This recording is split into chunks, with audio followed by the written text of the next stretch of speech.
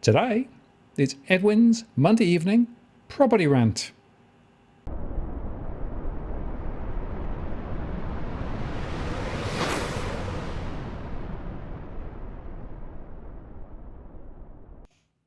Hello again, it's Martin North from Digital Finance Analytics. Welcome to this post covering finance and property news with a distinctively Australian flavour.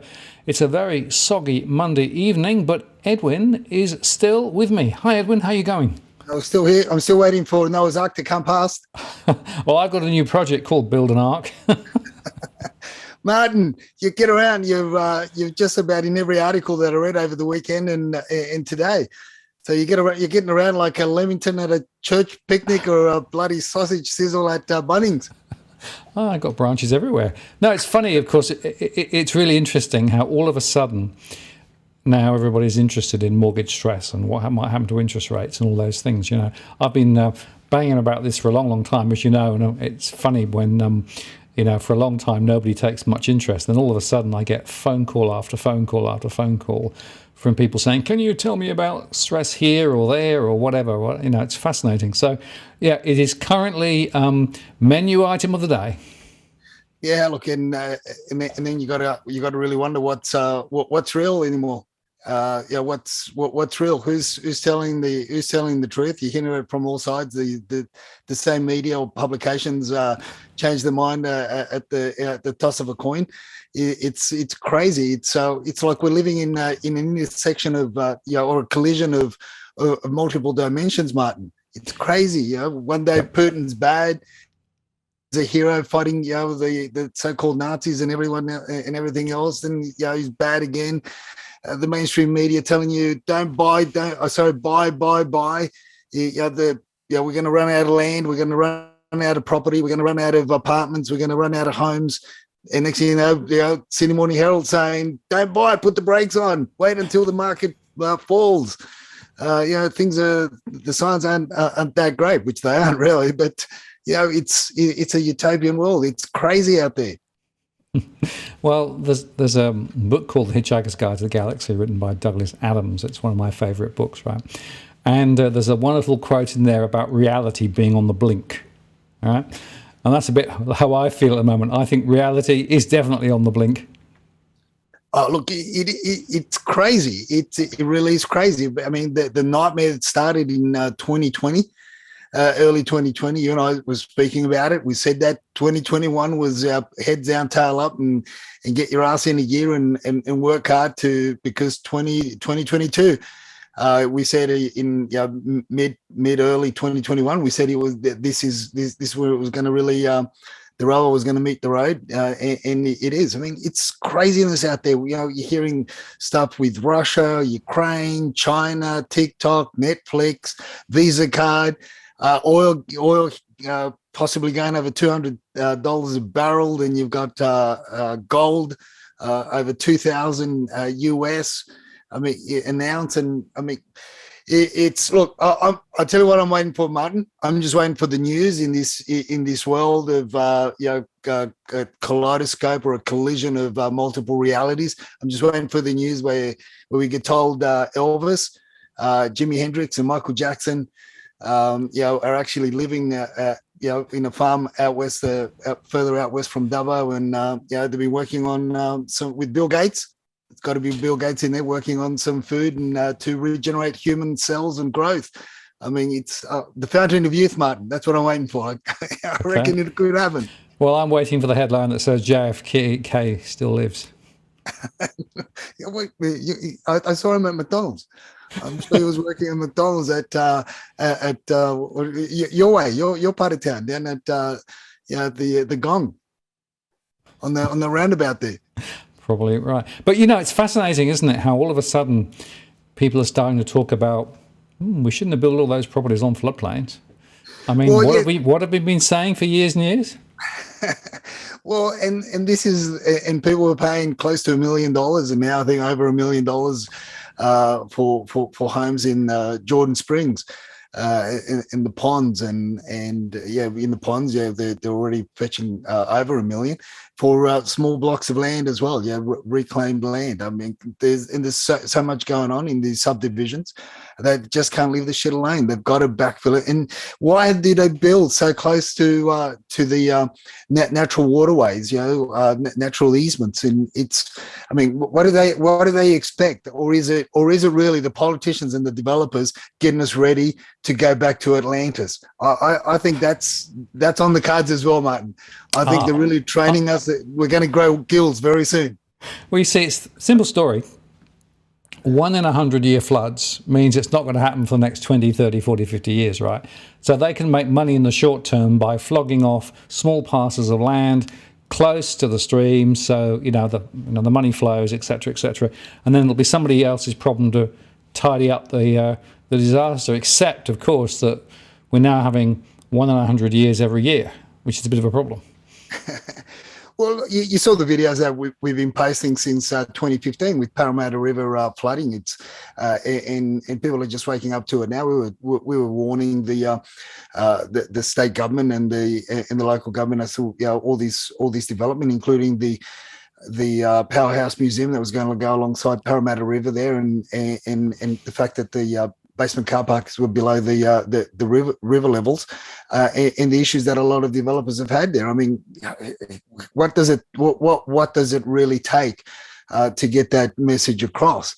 But whilst there are a lot of corruption within the local government and state and developers and the construction industry, I mean, anything goes. Look, there's been a lot of legal wranglings and going backwards and forwards, and a push for Warragamba Dam to be raised 3 to 5 meters higher in order to contain a lot more water. And by doing that, there's a group of landowners, developers, that it'll make their land, which is in floodplains at the moment, but once the level of the dam is raised, well, then it no longer becomes a floodplain. It goes from 1 in 50 or 1 in 25 to 1 in 100, and then they'll be able to flog that land off like hot pancakes to the younger generation that wouldn't have even travelled to Windsor and those areas, those low-lying areas. I mean, it's incredible. I was talking to some real estate agents around Milpera, looking at some homes for some clients last week. And these are agents, young agents with with those short pants suits, suit pants that they're right above the ankles. I mean, what does that tell you? They're expecting a flood anyway, but hey, that's the trend. And they're trying to convince me that Milpera and those areas don't flood. I mean, I've gone through 2 floods in the time that I've been in Sydney, and I've travelled around the west for various under various wearing the various hats over the last 25, 30 years. And I mean, and this is the thing. These are but yet people will be convinced that it never floods, that things don't, nothing happens, everything's kosher, that there isn't asbestos in the imported gyprock, that there isn't any that there aren't any issues or asbestos in the wires, that the electrical wiring, the insulation that's being imported from China for the last since 2013, 2014. They'll tell us all these things, and people will believe it. I mean, it's one of these crazy things. That is why I'm so hopeful that Elvis, Hendrix, Presley, Hendrix, and Jackson are going to show up, and then you got JFK as well. We'll see them soon, but not in heaven, hopefully on terra firma. Absolutely. Well, you mentioned asbestos, and it's quite interesting because I made a show for The Elephant in the Room. It's a property channel, and I spent an hour talking about asbestos again, and following Jill's death, I've been preaching the gospel with regards to raising awareness. And it's very interesting how even property experts don't know much about asbestos. So we played a little game, right, which is name the number of products that could have asbestos in a house, right? There are more than 22, right? It's quite interesting. And Veronica got some of them, but she didn't get all of them. And I'm finding that wherever I go, whenever I talk about this, just the sheer volume of things that can have asbestos in it is just scary. Oh, come on, Martin. How could Veronica not know? She's a buyer's agent, isn't she? Oh, that's your favorite. That's your favorite buyer's agent in the whole wide Well, she world. got she got the first few, but The first few that the first few that everybody gets. yes, exactly right. But when I started talking about toilet seats and things like that, and when I started talking about the dry lining in bathrooms and the sewer pipes and the water pipes, and it just went on on and on. So, but anyway, kudos to her. She actually gave me a really good opportunity to join the dots and talk about the risks of asbestos, particularly for DIY, because it is DIY that I'm really concerned about, this third wave. A lot of females are doing DIY, and a lot of them don't know about asbestos. And, so we continue to preach the gospel about raising awareness. But you found some in your backyard. Look, around the studio, Dusty and Evan woke me up early in the morning, and of course, it's been thundering and coming down like cats and dogs. Chickens and wombats and whatever other animal that decides to fall from heaven. It's really just been coming down, and they woke me up early this morning, and they told me to get out there and start digging some trenches because the water under the studio had been trapped. The previous owners have just built up the. I already mentioned it in the last video that we did, where I was waiting for the excavator guys to come back up, so as we can continue with the trenches around all the three properties, the three dwellings, and the shed, so as we can basically channel the water away from the dwellings and anywhere where there's where there's a building on it. So whilst we've been waiting, obviously now noted that the garden beds around the studio were just preventing the water from running out from underneath it. I just don't like to have water sitting underneath any type of dwelling. And so I got out there early in the morning just to create some channels, let the water out, and let it drain properly. And lo and behold, the previous owners have used the old fibro around the garden beds around the studio as as backstops to support the mulch, to stop the mulch from being washed away and so forth. And this is one of the things that a lot of people don't understand. And this is a lot of people in the eastern suburbs, in the inner west, and in some parts of the lower North Shore don't realise how much asbestos is buried in their backyards and around their gardens, and around their terraces. It is. I have seen a lot of this sort of stuff, and people are handling this again without any safety, without any caution, and it's everywhere, Martin. It's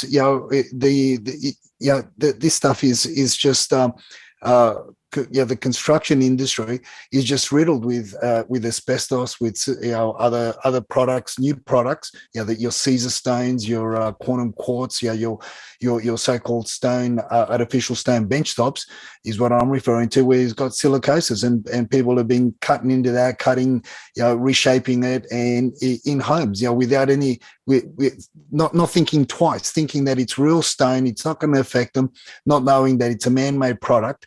And that's has a similar effect the asbestos has on your lungs, the silicosis and stuff. And as you mentioned earlier, in your piping, you've got your the old insulation around your hot water pipes, but then you look beyond and you look further beyond that, and you've got your galvanized pipes that still feed water into a lot of homes in Sydney.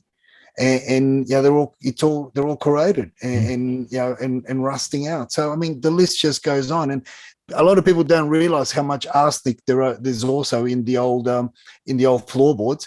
And when you're going to be treating them or polishing the floorboards, and you're going to have all that flowing throughout. So look, it's a bit of a quagmire. It's a bit of a can of worms when you start to renovate a home and you start doing some work. But you just got to take a lot of caution, a lot of preventative measures when you're doing any type of work in the home and around the gardens as well. Absolutely. And just to remind people, 4,000 people die each year from asbestos-related disease. nearly 900 from mesothelioma, which is the one that killed Jill. You can be exposed on one occasion, just a few fibres, and you won't know anything about it for 30 years, and then suddenly, or whatever, it's a long gestation. The survivable rate over 3 years, once you've been diagnosed with mesothelioma, is 6.5%. So it's a very, very, very much a death sentence. And I just want to continue to say to people, take precautions. You've got to assume there's asbestos in and around your property. 1/3 of properties at least have asbestos in some form. The thing you're actually highlighting also is it could well be in the ground, in the gardens, and and actually even in schools and places like that. This is a huge issue. So I'll continue to use every opportunity I can to continue to spread the word. Jill's legacy is Asbestos Awareness Australia, which is a charity that we've created. And one of my mandates now is to continue to spread the word and just get people to understand that asbestos is a real killer. It can be dealt with, but you can't just paint over it. You can't just say, well, if it's not disturbably fine, that's not going to be sufficient. We actually ultimately have to get it removed. So this is a really big deal. Yeah, and look, leave it alone. Get experts to deal with it, especially if there's one or two pieces. Look, you just got to take precautions. You just can't. And people do all these, and there's all these backyard fixer-uppers as well in dealing with asbestos. Hence the reason why you've got a lot of asbestos buried in garden beds. Yep. in the West, because that was the way they got rid of this crap. They knew it was bad. They thought, well, I'm not going to pay the tipping fees or get somebody in to come remove it professionally. I'll just bury it in the garden, and that stuff's deadly. And and there are and people work close with it, close to it, and all sorts of things happen. So, Martin, further to that, you also came up in the first article, which is I call the rise of the garage sales, which is really going back to the article talking about the mortgage stress problems that people have. So, based on what we're talking about, asbestos and other issues around the building and the perimeters and the buildings that people are buying, I mean, if it's not enough that we've got that, you say 2 in 5 property owners are in mortgage stress of some sort. Can you imagine when they find out that the properties have got issues? Notwithstanding the flood issues that a lot of areas in Sydney are facing by way of natural, climate change, natural disaster, whatever you want to refer to as, but also these other issues around homes, and hence the reason why they start renovating and changing things like we've been doing over the years as well. So the added costs to that, and on top of that, the added costs of materials and labour. That the mainstream are only just reporting that there's going to be another rise of about 20%. When you and I have been talking about it for a long time. Well, that's true, and the real truth about asbestos, just sort of closing that out, is this is such a big problem that the governments, state and federal, don't want to talk about it because they know that the costs involved will be huge, right? And the decisions are you either do nothing and hope that it goes away. Well, it's not going to go away. It's going to kill more people. Or you start giving people more accountability and responsibility for dealing with it, and then you've got to make a decision about whether you put it on the homeowner or the property renter or property investor, I suppose, or whether you actually find a way through government funding to deal with it. And this is a really big number, right? If you really want to deal with asbestos across the country, this would be huge. And it would reduce the value of property significantly. And interestingly, in the UK, where there's now a mandate to actually survey properties and report asbestos, particularly if you're buying and selling, it's changed quite a lot of the characteristics of property there. So, the real issue here is we have on one hand the health benefits of actually dealing with it, and saving lives. On the other side, we've got the property story about, extra wealth and extra value, and that could be eroded if we deal with asbestos. And that's the dilemma that I think I see at the moment. Yeah, and it all adds to the mortgage stress that people are going and they're facing. they're going through and they're facing. Because look, I dare say that most of the people that realise that that there's something wrong with the property would want to get it fixed, and they would want to get it fixed properly. But that's not the issue. One thing is would want to, or they would like to. But another story is what you refer to in your mortgage stress scenario here is, do they have the money to do it? Yep. It's a choice. Do they borrow more against do they mortgage themselves even further?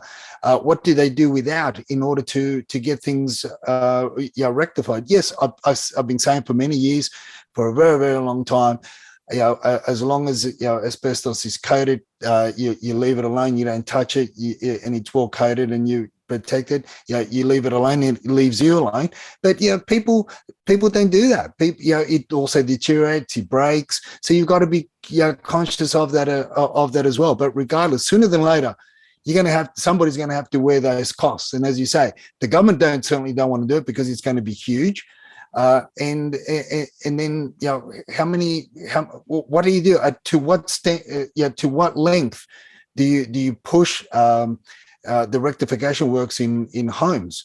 How far do you go? Because a lot of products will have to be, a lot of homes, a lot of areas would have to be tested to determine whether or not there is asbestos. And look, and that's how we deal with properties. That's how we approach things. When I'm not sure, when I'm not, when there's a bit of a doubt, it could fall either way. Look, when you're in doubt, we always try to get some samples from somewhere that's, unfortunately, in some cases, the sampling has to be intrusive. In other words, we have to take a piece, from that area, or it could be the insulation, or it could be anything. We just have to take a small piece, and we try to do it where it's not as noticeable, because these are decisions that people are making. And let's face it, these homes, whether it be the North Shore, the eastern suburbs, wherever, the inner west, we're not talking about hundreds of thousands or mid-hundreds or close to $1 million. We're talking sometimes $3-4 million decisions that people have to make, and then on top of that, to rip out bathrooms, or to rip out the kitchen areas, the wet areas, and so forth. It puts a lot of stress, regardless of how much money you put up as a deposit. When you start talking millions, whether it be millions representing a 50% or 60% LVR or a 90% LVR, it does hit your hip pocket and does hurt. Yeah, absolutely, and that's really the real dilemma. And just on mortgage stress, we continue to run the surveys, and you suggested we put an extra question in specifically about garage sales, because it's quite often the case that a garage sale is yet another indicator of people needing to find additional dollars from somewhere, and putting stuff for sale is quite often what happens. So we'll be running that question for the next couple of months, and we'll report back. Look, I appreciate that. That's great. I mean, I'll put it up there as a bit of tongue in cheek, but also, I wanted to see. It was interested to see how many garage sales are going to pop up, because that's going to be one of the indicators. The other indicator is obviously secondhand cars, or the toys. You've got your jet skis or boats and everything else that'll potentially come on the market, and every other toy that people will find in the house that would go obviously through the garage sales, home gym equipment and so forth. So, it would be interesting. I am seeing a few more signs out there, but I think it's more at the moment. What I'm seeing, as opposed to your surveys, is what I'm seeing is that people are more open to having garage sales. I see them regularly as we travel around, from area to area, suburb to suburb. But and then they sort of disappeared for whilst this pandemic was raging, and now they're starting to come back up again. But I think that's more to do with the lockdowns, or the moving away from lockdowns, than it has to do with the stress that people are feeling. So that's why I would be very interested. Let's not forget that the WeChat have already gone even a step further, and they've turned garages into shopping arcades and warehouses. Yeah, absolutely. Yeah, now the WeChat chat's quite interesting, right? Because it's sort of telling us quite a lot about how people are thinking. And I like this idea of giving up the shop and just, selling out the back somewhere. Oh, look, it's it's. I mean, in the Western world, we go out and sell watches and sell all sorts of gizmos, from our trench coats and open it up. But these guys have got it down pat. They set up a whole warehousing, with pallet racking and everything. And pretty soon, I'll be popping into one of those double car garages, and I'll probably find a forklift in one of them, so I can take the pallets up and down. It'll be like a Costco's, but you've got to be invited. That's the interesting thing. You've got to be invited. You got to be on invitation only. It's by invitation only. These guys are very, very careful. I mean, look, some people are taking it a step further, and they're actually supplying and cooking food and packaging it and selling it. Obviously, look, that happens in South America as well. That happens a lot in South America because of the nature of the culture, and when you're traveling potentially from one town to the next to get work, and you basically staying somewhere, or in your workplace you're staying somewhere for days on end or weeks on end. You find somebody that's local that would provide you with food.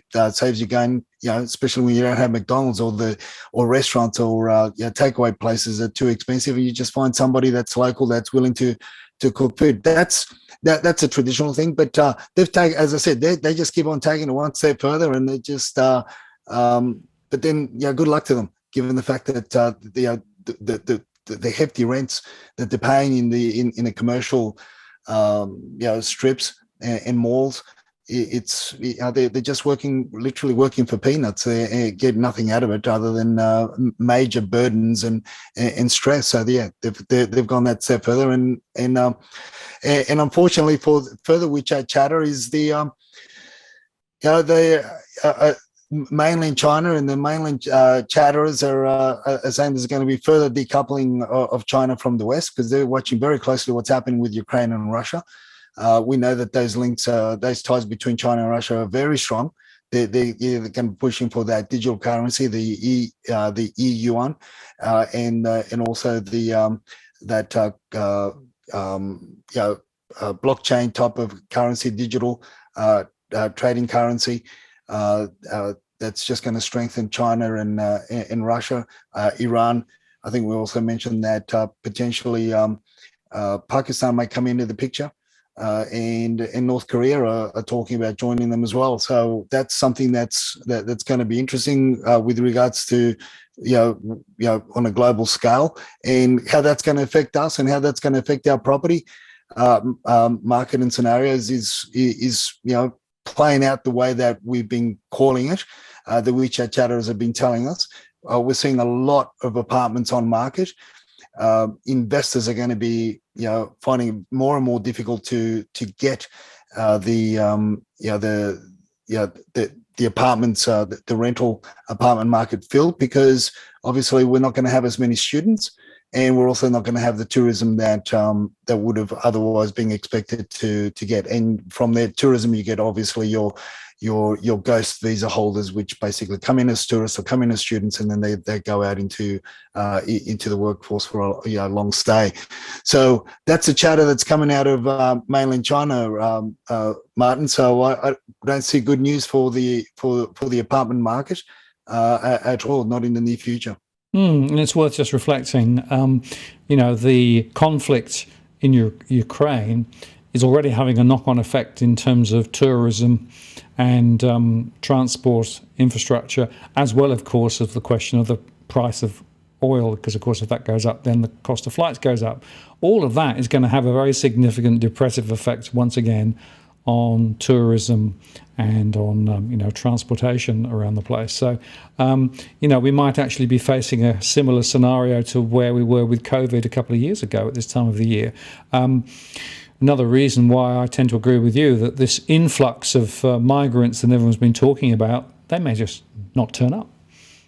In the category where they're going to be looking for apartments, where the so-called the pipeline that was really feeding the apartment frenzy, that's just dying in the arse. And look, some of the chatter from Queensland from some of the agents in Queensland. They've been talking about by Easter that they'll see in some regions there in Queensland a downturn of prices.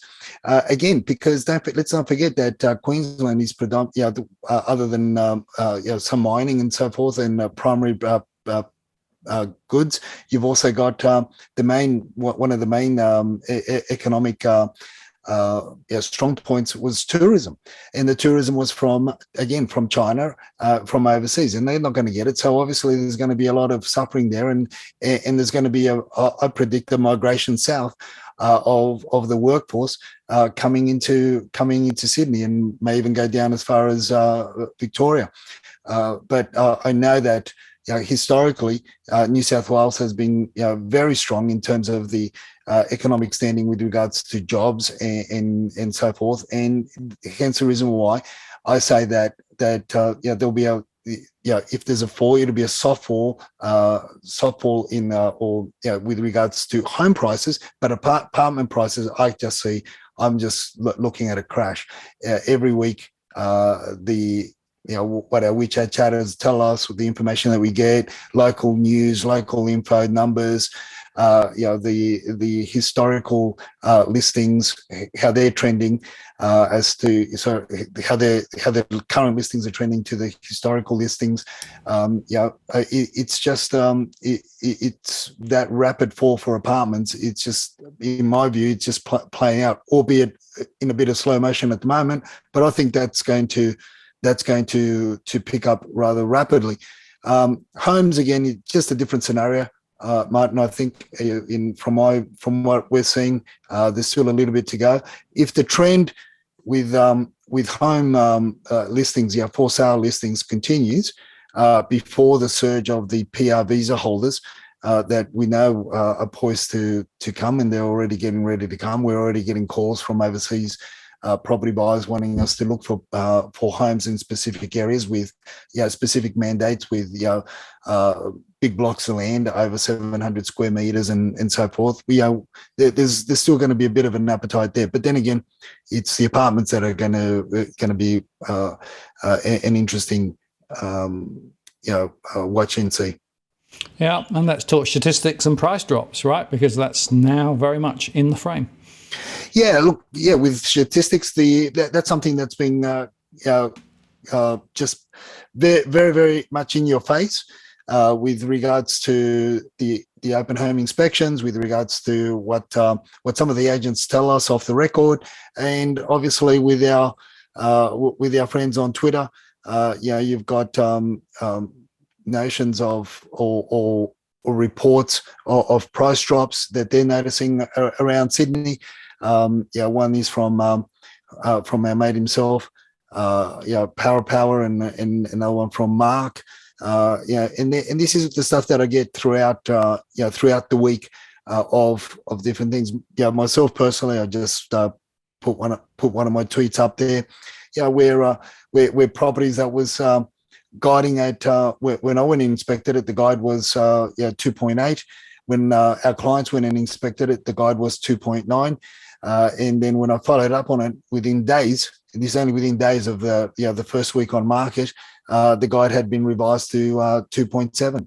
And this is the scenarios that have been played out. And like you and I've been saying also, Martin, for the last few weeks, is the reason why you've got the amount of sales that are going through on the weekends by way of auction. In terms of numbers, not in terms of the averages that we're showing, and but in terms of numbers, is because there's a lot of pressure being put on vendors to sell on the day, and a lot of vendors are accepting that because of the mainstream media news that's coming out, and all the uncertainty that's about the place. So look, there's a lot of pressure for people to accept the lower end of the guides, and this is where some agents are going to fall on the backside when they start underquoting, and people are going to believe that guide as opposed to what they would like to achieve by getting a lot more people at auctions. This is when it all sort of this underquoting plays against the selling agents and some of the auction campaigns. Yeah, and it's interesting because some of the auctioneers seem to be playing a slightly different game, which is you start high, right? Yeah, well, this is what we've been saying to our followers. These are strategies, and this is something like, again, the core goes out. If somebody can put, I've got DM'd 3 or 4 people wanting to attend. But look, as I said, I'd like to get 15 groups of people there, 15 people. If somebody could put together a venue, I'm happy to to give 2-3 hours of my time and teach people how to bid of auction. We can run through different scenarios. It's not going to be everything that happens out there, because there's just a lot, and you got to play the game on the day. It's how it's what you just got to. There are too many moving pieces, but there are some general guides that I can give out. So Tom Panos, being one of the most prominent auctioneers and also an industry trainer, he's holding a seminar for his affiliates or his group that subscribe to his teachings. It says, gym members this week will get the hacks I use to start high, not let buyers control the bids, and what I do to make people bid. So this is look, and they've got to. This is it. This is when the rubber meets the road. This is when he's got his hacks, and there are hacks that buyers agents that we use in order to also control the bids and start. One of the key points is try to get started as low as possible, so you can slow it down. So obviously, this is what the reason why he's put this up on his social media pages is because there's a lot of pressure out there. It's not as easy to sell a house by way of auction anymore. It's not as easy to flog a house by just advertising and getting 40, 50 groups of people with throwing money at it and emotionally wrapped up in it, because there's a lot of uncertainty. There's a lot more pressure. People are, I think, waking up to what's going on. Yeah, and I guess waking up to what's going on, let's look at the numbers, right? Because the numbers don't lie, do they? No, definitely. They don't lie. It's something that's, you've got 2 screenshots there, Martin, one from that I took, today, this morning, where we're already up to just over 16,209 listings on market as of this morning.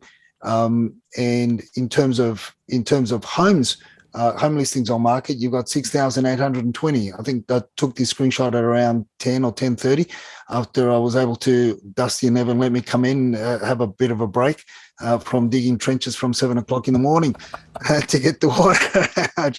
And then you've got another screenshot of Monday, same week in 2021, where the listings on market were 14,372.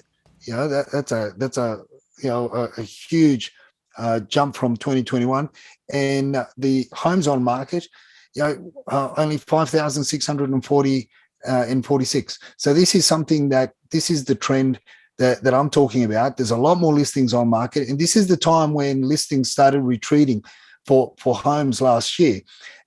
And we, as I said, we hit below 5,000 at one stage, and it was rather concerning. And people were freaking out, and they jumped in and they started paying all sorts of silly money for homes that needed $200,000, $300,000, $400,000 worth of renovations.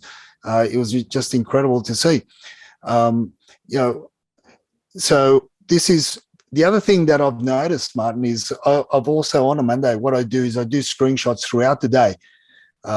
Because historically, you find that Mondays and Tuesdays, till about 2-3 o'clock in the afternoon on Tuesday, numbers retreat.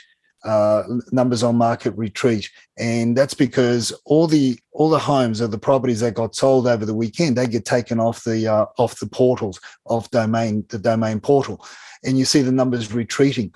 But what we've noticed, and I've mentioned it before as well in our shows, is that over the last 3 or 4 weeks, Mondays we've seen the retreat early in the morning, but come lunchtime, 2, 3, 4 o'clock, and I'm already witnessing the numbers climb up again to where they basically started off on the weekend or early on Monday. So that just shows me how keen or how rapidly new listings are coming on market, and we are already very close. I think the last I checked before we started doing the show, we're very close to where we started. So the 200 or so properties that came off have already been reclaimed by new listings on market. So then you've got Monday, we've got Tuesday, Wednesday, Thursday is when most of the listings come on market, and we get a better idea as to how many have come on market for the week by Friday around lunchtime, when again pre-sales start coming off the listing. So it's going to be. I'm mainly just seeing a rise in property listings. Absolutely. Well, we'll continue to track that, because I think the next few weeks will be quite interesting. Of course, traditionally things ease up as we come into autumn and then winter. Exactly. But at the moment, the reverse is true, and a lot of the numbers are actually comprised apartments, as we've said several times. The apartment market is being crushed, and it's very interesting just watching that play out. But I guess it brings to a broader question then, if you're thinking of buying, should you buy or should you wait? And there was an interesting article in the SMH, right, which sort of picked that up and, talks a little bit about some of the arguments for and against buying versus not. Yeah, and this is the, it says, first-time buyers urged to consider waiting as prices stall. Are they stalling or are they falling? Time will tell. But look, definitely in the apartment arena, they're falling, and in a lot of cases now we're seeing more and more evidence of the apartment price. And they're just going to continue to retreat all the way back, I feel, to 2015, 2013 figures, which is going to be incredible. And there's going to be more evidence of that we're going to talk about a bit later on as to why. Another indicator why I feel there's going to be a lot more pain with apartments. Again, with homes, it's a different kettle of fish, and it's not only a different kettle of fish across Sydney, but it's also a different kettle of fish, from suburb to suburb and area depending on the demand. You've got a lot of the demographics plays out in these things, and the age of the property, what people are concerned about, what considering. So obviously, in any suburb, as a rule of thumb, any suburb, if you're looking at the something that's flashy, something that's pretty much that you're just going to get the keys and put your furniture in and then just close the door behind you and not let the rest of the world in. You're going to pay. You're still going to be paying premium for those homes. But all these fixer-uppers, all these homes that have got evident with issues. I'd say they're going to struggle a little bit more, and they're going to stay on market a lot longer. And also, obviously, those, and they're mainly the ones that people are just asking a bit too much for, and there's going to be a correction in over time. Yes, and it's interesting in the article they mentioned Sydney prices on average going down 0.1% last month, right? Meaningless, actually, because of course, that's an average. It doesn't tell you anything at all. But it does beg an interesting question about, whether in fact you can pick the point, or whether you actually just, hit the market whenever you think it's appropriate. But there are some reasons to think that maybe the price settling, particularly for houses, will be quite gentle rather than dramatic. I think apartments different. I think apartments are already way off, but houses less so. Yeah, look, look. This is going to be. This is the first time I'm going to pretty much agree with the doc on that report.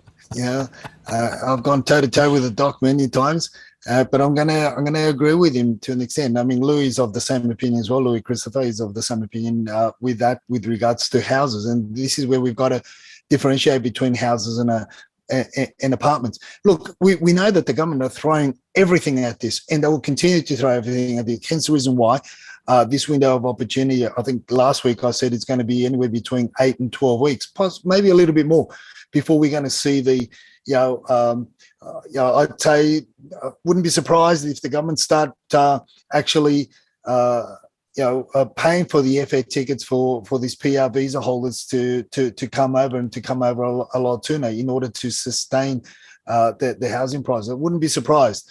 I mean, my family, my father and my father got brought over from South America in the mid 70s.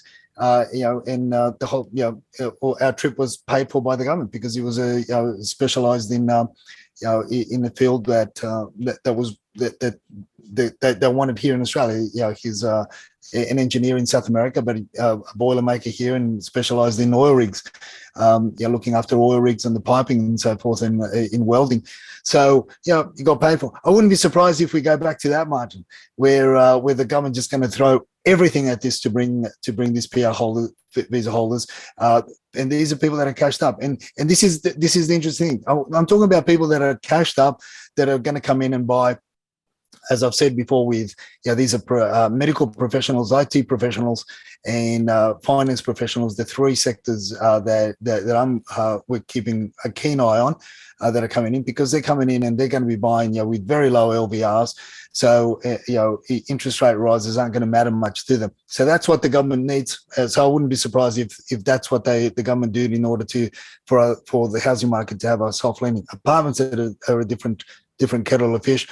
And obviously, the alternative is they conjure up something else. The government conjures up something else to make the property sellers retreat, because whilst the numbers are climbing the way they're climbing, that's obviously another strong indicator of the market pulling back, because there's going to be supply and demand, and it's competition, and there's less and less buyers. The buyers are becoming more and more skeptical of jumping in, and they're going to be potentially they could wait and see. And again, historically, we're moving into the getting closer to winter, so therefore there's not as much activity as there is in spring. But if the numbers keep on rising and the buyers keep on retreating, with all the uncertainty, these rumors of wars and everything else, the only other hope for the sellers is for some other pandemic to be conjured up, and then they retreat, and then it'll be a different kettle of fish again.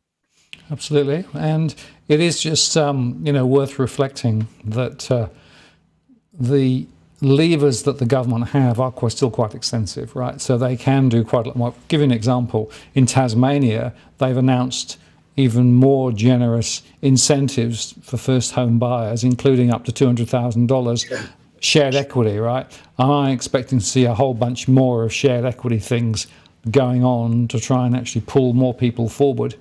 And they are some of the people that I think need to be very cautious at the moment, because shared equity schemes around the world have not actually performed extremely well, but it does keep the ball in the air. And bearing in mind there's an election coming quite soon now, I would expect to see many more, I call them unnatural acts, but they're not really that unnatural. It's precisely what you'd expect from governments, both state and federal, to try and keep the balloon going. And in fact, interestingly, the other articles, the Financial Review articles, gives two sides of the coin, doesn't it? It's quite fascinating how they can apparently contradict themselves.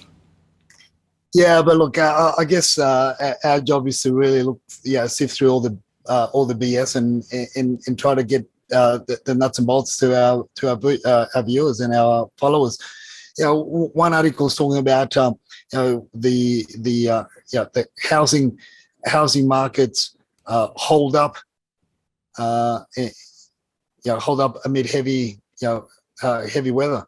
And look, yes, property. If you're talking homes, there's still a bit of heat in a lot of areas. But again, as I said, we've got to really dissect this. But then when talking apartments, and as you and I say, when you got the mainstream, they just paint everything with the same brush. Depending on the narrative that they want to push, they'll just paint it with a different brush and pick certain points in order to make their discussion or their standpoint valid. So that's on the one side of the coin. On the other side of the coin, you've got you've also got what I think the author of this one or the publication I think wanted to spin this as a positive, Martin, but they pretty much balls that up, because and this one I say, like it says how build to rent overlaps with your property investments. How how will build to rent overlap with your property investments? So although they try to put a positive spin on this, you and I have talked about this last year. I think mid or early last year we discussed this scenario of build to rent. Pretty much, bottom line is that you're going to have financial institutions. We're talking about institutions. You're going to be, as an individual investor of an apartment, let's say, apartments, you're going to be competing with financial institutions for a rental, for that rental prize, or that individual that's going to rent your property. Now, when the financial institution has got the block of units across from yours, from the one that your property is in, they can afford to cut the asking rental by 15, 20, 25, even 30%. In comparison to the rent that you're asking, in a similar unit across the road in the same location, in the same area. Bottom line is the government are going to basically, they don't care about the people that already bought in apartments. And let's face it, the majority of the people that have bought investment properties in apartments are overseas investors. So they don't really care, because they've already paid their dues. They've already paid the stamp duty. They've already paid their levies. They've already paid all this. And if these properties go back on the market because they don't get a rental income, guess what, Martin? Then the government is going to get another bite of the cherry, because that's another load of stamp duty that the next buyer is going to be paying. Correct? So when you've got this competition between financial institutions and the local investors, that is one of the red flags that you and I spoke about early last year when this started becoming trendy. This talk started becoming trendy. So look, if you're talking about investing, property investing, I would say if you're going to be looking at it, gravitate more towards homes. And if you're, but not closer to the city. We're not talking about your $2-3 million properties unless that's your cup of tea. I'm talking about, when you're talking about, the equivalent of your apartment values in Parramatta to home values. Yes, you're going to be looking further out west or southwest in order to get a home, but it's going to be a more sustainable. It's going to be a more stable investment. Referring back to the first AFR article. But if you're going to be talking about apartments anywhere, whether anywhere in Sydney, north, south, east, and west, I think you're going to be come unstuck, and you're going to come unstuck in a very, very hard way. And it's going to be very, very costly, because if you've got 25,000 apartments under build to rent options that the government are backing with financial institutions, you as an individual investor, start, if you're holding on to one, or if you're holding on to two, I'd be seriously talking to my local selling agents to get rid of it, particularly if there's a couple of these blocks coming up, and they're coming up quick. I know there's a couple of them already being built in Parramatta. So and we're talking about 300 in one development and site. And it's going to put a lot of pressure on the individual investors that are holding individual units in all those apartment blocks within a 500 metre radius. Absolutely, but think how much of the transaction and development profits are flowing back to the councils in those areas, right? Because it's a big deal. So, you can understand why they do it. But they don't have the interests necessarily of individuals in mind. They don't actually have other than seeing it as a commercial transaction, a short-term transaction. But, 25,500 additional apartments in specific areas, that's going to rock those markets dramatically. Very much so, particularly when you got when you got the shortages of overseas students, long stay tourists. Or work, people that have got short-term working visas and so forth. It's going to be a hammering, an absolute hammering moving forward for apartments. And again, the numbers are playing out right before us, Martin. You see the numbers for apartments this time last year, and they retreated a lot more to the early 6,000s. And all I'm seeing is just a continual climb. They didn't even, I don't think they even retreated past the 8,000 barrier for this weekend. They just stayed a little bit above 8,000, and now we've got 8,050. I think last I checked, it was closer to 8,150 on the domain portal, and it's early days. It's only Monday, for this week, and I expect potentially another 200 to 250 apartments to come on market by Thursday. Absolutely. Well, we're running out of time, but before we go, we should just take the tip of the week from you, of course. Interesting one this time.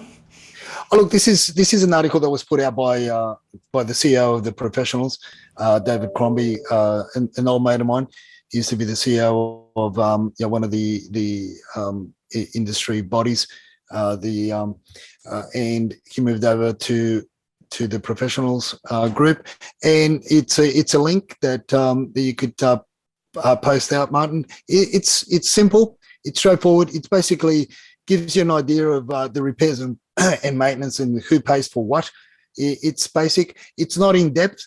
I would have liked David to write a lot more as to other issues that property managers get away with in charging the tenants. But it's a basic overview of what you're liable for and what the landlords are liable for, and how things should get done. So it's a simple, straightforward article. It's one of the best articles, simple articles that I've read over the years. And David's pretty much a down to it kind of a guy. And with all the rain that we've been having, I thought it would be worthwhile for some of our followers that are renting properties and they're not sure. Just have a quick read, and it'll probably help you along with the decisions that you have to make. Well, it's interesting because he calls out the responsibility of tenants, the responsibility of landlords, how you deal with urgent repairs, and the processes around there. Touches on mould, touches on exit cleans, and I think makes some really, really good points. Worth, I think, reading the article. We'll put the link below because this is a big deal, isn't it? Oh, look, it is, and some of the things that the property managers have gotten away with. That here's a bit of an inside tip. Unless filters in the dishwasher, and whatever machines are provided, air conditioning units, unless it's specified that you as the tenant need to clean them, you're not liable for them. You're not liable to have them cleaned. But property managers will claim on that. I go as far as to say, there's a grey area between who actually has to mow the lawns, because you're actually renting the inside of the home, not the outside. Although this, David brings that out, and I'll have a bit of a yarn with David with regards to here, saying that the tenant's responsibility of maintaining the gardens, is it really? It's a bit of a grey area. You got to be careful with that. So unless that's specified, you could take your property manager to task. And the last but not least is the cleaning before you vacate, the vacate cleaning scenario. I always say to people, ask the property manager who they would recommend. Then you've got no issues, because if they recommend a cleaner and you've used that cleaner, you got to come back. More than likely, they're going to accept it. Even if the cleaner did a bad job, they're going to accept it anyway because they recommended it. So there's a bit of a friendly tip. Ask the property manager what cleaner they would recommend for you to use, rather than getting your own cleaner. It may charge you a little bit more, but it's worth the money, because it lessens the headache with issues of the reports and you didn't do this, you didn't do that, and so forth. It just a bit of an inside tip. No, I think that's good. And the other one that he mentions specifically on that is take photographs afterwards when you've had it cleaned, right? Take a photograph so you got evidence. I think photographs are really, really an important thing. So we'll put the links. And very good advice there, everyone. And once again, we're up against our deadline, but thanks for your thoughts once again. Keep dry. Keep digging those channels. And we'll do. Look, I just feel a little bit sad. Well, unhappy the fact that the sardine ponds, I didn't get to finish them, but they're already full of water. I just think I've got to drain them before so as I can finish them properly. It's just the way it goes. Yeah, absolutely. Well, take care, and we'll do it all again next week. Thanks, Edwin. See you later. Most definitely. Bye bye. Cheers. Bye bye.